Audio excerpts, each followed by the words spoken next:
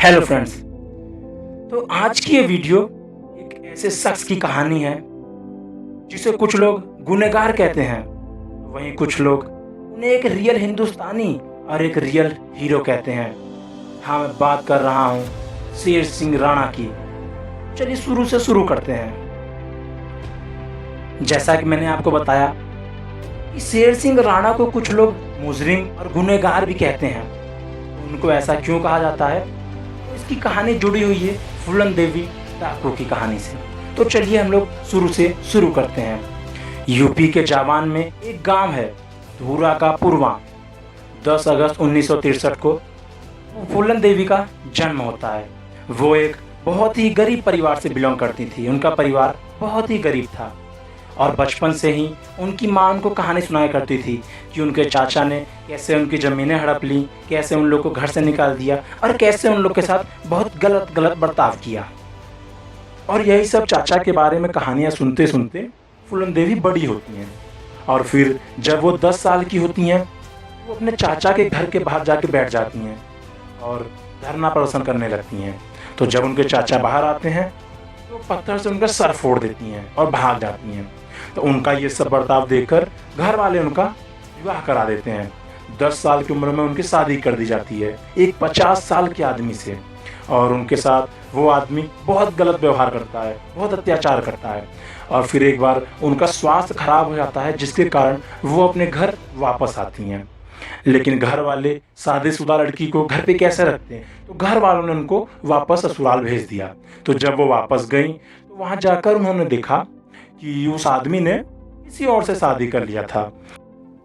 तो अब उस आदमी ने भी इनको अपने घर से निकाल दिया और इनको समाज में अच्छे लोगों का साथ नहीं मिला और अच्छे लोगों के यहाँ रहने को नहीं मिला। तो डाकुओं से इनको साथ मिला जिसके कारण ये गलत मार्ग पर चली जाती हैं। डाकुओं के सरदार बाबू गुज्जर के गैंग में शामिल होती हैं और बाबू गुज्जर की इन पर गंदी नज़र होती है और वो उनके साथ दुर्व्यवहार करने की कोशिश करता है। और उन्हीं के गैंग के एक आदमी विक्रम बल्ला को ये बात अच्छी नहीं लगती है और इसीलिए वो बाबू गुज्जर को मार देता है।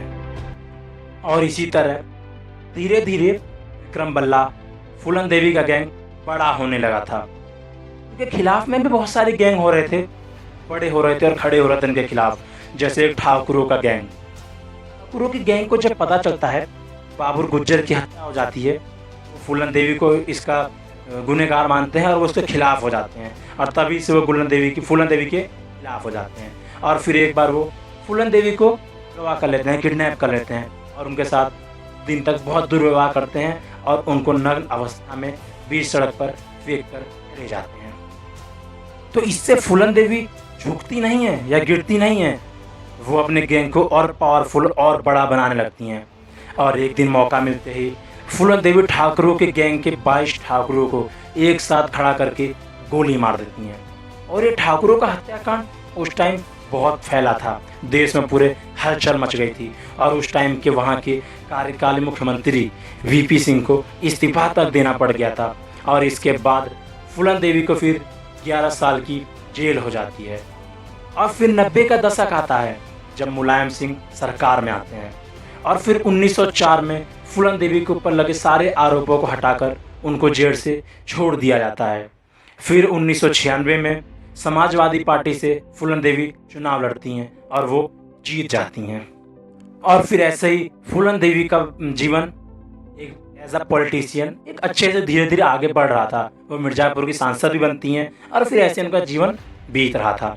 पर फूलन देवी को ये नहीं मालूम था कि जब उन्होंने ठाकुरों का हत्याकांड किया था तो उस टाइम पर एक ठाकुर शेर सिंह राणा, जो उस टाइम बहुत छोटे थे, वो अब बड़े हो चुके थे और वो ठाकुरों की हत्या का बदला लेने के लिए फूलन देवी को मारना चाहते थे।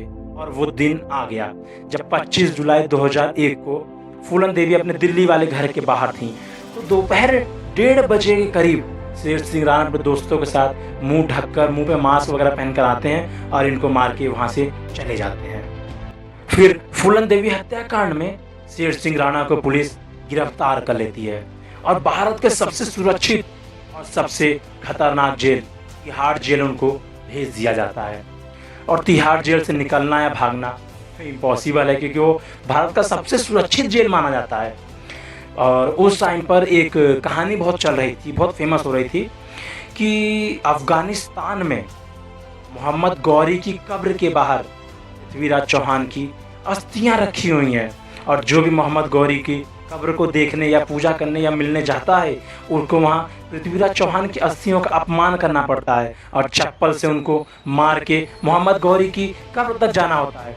और ये बात जब पृथ्वीराज चौहान को पता चलती है तो उनके अंदर का राजपूत जाग जाता है और वो ठान लेते हैं कि वो अफ़गानिस्तान से पृथ्वीराज चौहान की अस्थियां भारत जरूर लाएंगे, और इसके लिए वो धीरे धीरे जेल से भागने की प्लानिंग शुरू करते हैं और बिल्कुल फिल्मी स्टाइल में वो जेल से भाग जाते हैं।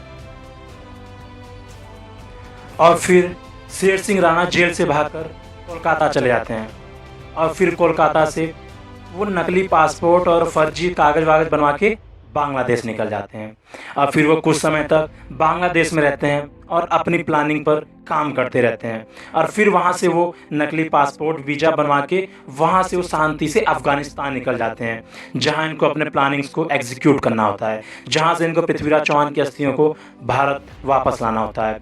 और फिर अफ़गानिस्तान में जाते हैं तो वहाँ जाकर ये मोहम्मद गौरी की समाधि का पता लगाते हैं, और फाइनली वो उनकी समाधि कहाँ पर है, कहाँ उनको दफनाया गया, उसका पता लगा लेते हैं, और ये उस गांव में पहुंच जाते हैं। और रात के अंधेरों में इन्होंने वहाँ से धीरे धीरे खन के वहाँ से उनकी अस्थियाँ निकालना शुरू कर दिया, और लगभग कुछ सालों तक उन्होंने धीरे धीरे जैसे तैसे रात के अंधेरों में पृथ्वीराज चौहान की अस्थियाँ अफ़गानिस्तान से निकाली, और उसको वहाँ से लेकर ये भारत वापस आ जाते हैं।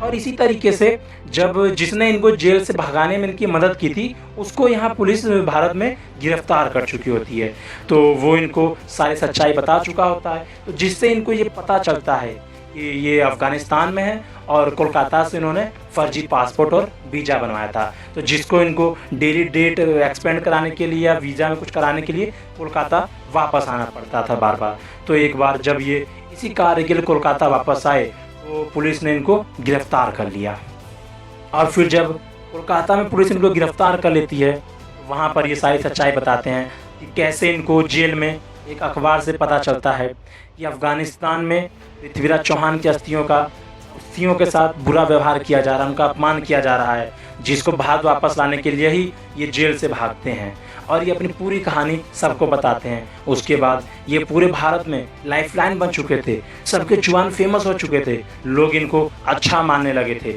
लेकिन इनको फूलन देवी हत्याकांड में जेल हो जाती है, और इसी तरह उन अस्थियों को लेकर उन्होंने इटावा में अपने माता की मदद से एक मंदिर बनवाया, और फिर साल 2012 में यूपी से चुनाव का पर्चा भरने का मौका भी इनको मिलता है। लेकिन फिर 2014 फूलन देवी के हत्याकांड मामले में इनको उम्र कैद की सज़ा सुना दी जाती है। लेकिन फिर 2016 में हाई कोर्ट से इनको बेल मिल जाती है, क्योंकि ये अकेले भारत की गौरव और भारत की और शान के लिए अकेले तालिबानियों के इतने खौफनाक देश अफ़गानिस्तान में जाकर पृथ्वीराज चौहान की अस्थियां लाते हैं, इसलिए हाई कोर्ट से उनको बेल मिल जाती है।